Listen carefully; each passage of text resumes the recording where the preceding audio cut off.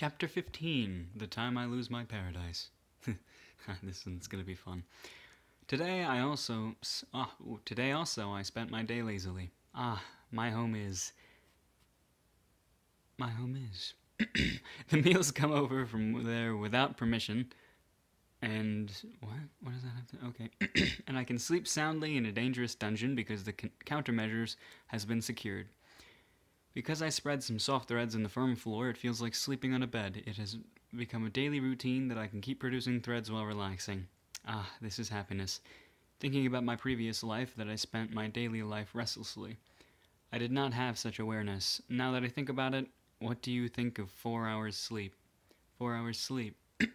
Sleep? My life cycle in my previous life was wake up in the morning and go to school. When school is over, I go back home and did nothing but playing games. Excuse me, I just had some Taco Bell. That's one hell of an endorsement. Where the hell was I? Once school is over, yep. I should just redo this episode, but I won't. A little low on time here. Once my drowsiness reaches its limit, then only I sleep. It was such a life. Though it's fun playing games, but thinking back now, there was an obligation to play it.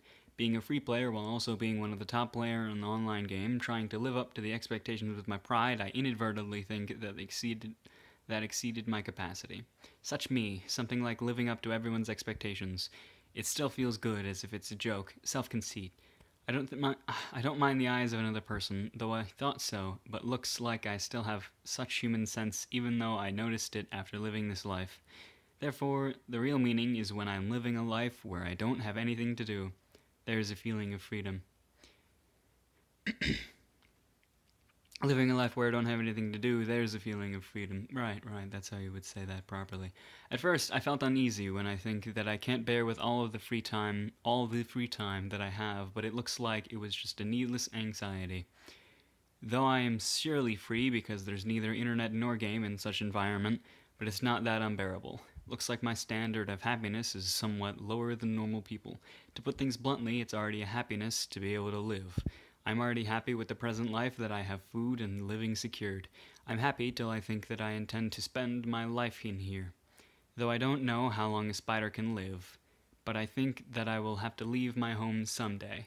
Unexpected situation, changes in environment, the appearance of a powerful enemy who can break through my web.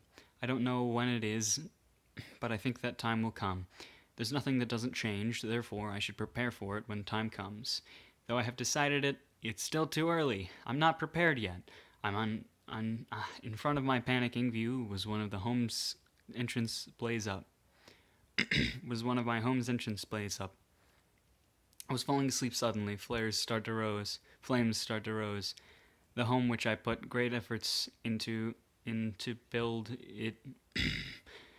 The home which I put great efforts to build it is currently swallowed up by a sea of flames without being able to resist. My spider thread, which I boasted for its invincibility, is unexpectedly weak against fire. However, why are there suddenly flames in my home?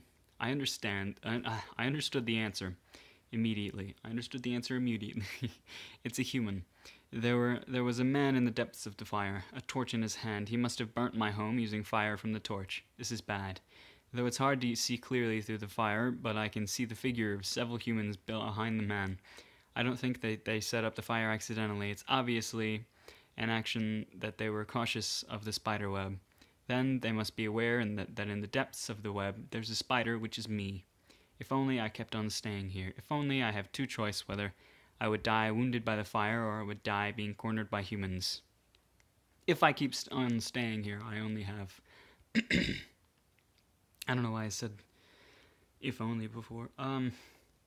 Fortunately, the flames have not reached my place yet, and if I escape on the opposite side, the humans should not be able to catch up with me. I look at my home one more time. I spent most of my life here after I reincarnated. I put great efforts to build it up. Having done various discoveries in this place, and each time after discovering something, I would be swinging from joy to sorrow. So far, this was also the place that have protected me all the time. I might love this place more than my room in my previous life. I spent such a long time in this place. I began to run. With the flames in the opposite direction, I go through the complicated spiderweb skillfully. The last web. I can never return to this place once I pass through there.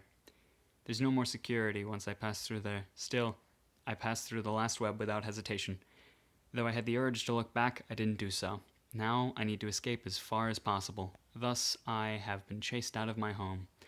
Though it's a sequel, but the adventurers who set my home on fire seem to discover my large amount of thread balls left in the center afterwards. Fortunately, the flames did not reach there, and they collect it. It is said that the clothes made with the threads were sold for a large amount of money. It seems that the king of some country even purchased it, and it became a topic for a certain period of time. I only know the fact after a very long time. That's interesting.